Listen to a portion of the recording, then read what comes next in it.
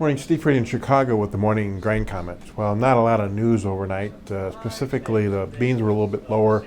It looks like the long-range Argentina weather maps are trying to pull in a rain system and bring rain into the parts of Argentina that probably will need it 2 weeks from now.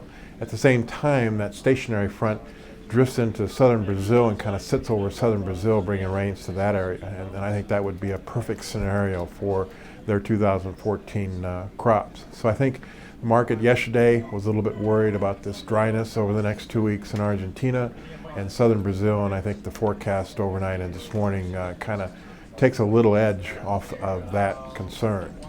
Other than that, nearby bean markets still looking at the November crush data yesterday show the second biggest crush in the history of U.S.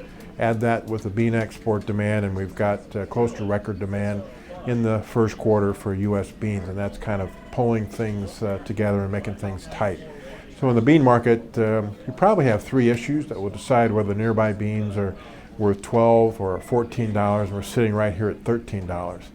Number one is South American weather, which looks better this morning, which should be a little negative to prices.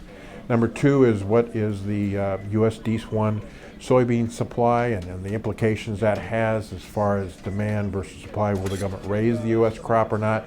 And if it's tight, that could help the nearby spreads and help the nearby basis levels. And number three, long term, looking down the road, what's China demand going to be? What's our U.S. crop going to be in 2014?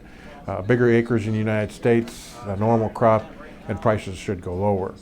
Over in the corn and wheat market, not much change in prices overnight. We're near the season lows, and it seems like the funds continue to want to be short those markets going into 2014.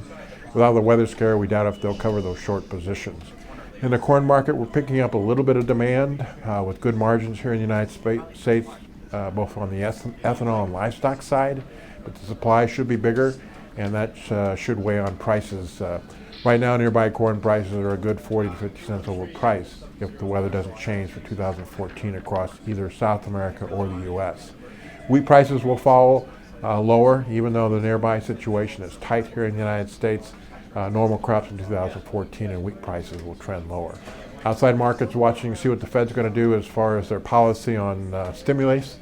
And then the other outside markets, crude's been trying to bounce a little bit on hopes for a better economy. We'll have to watch that market pretty closely. As always, these are my thoughts and not those of ADM or ADM Investor Services. Have a safe and profitable trading day.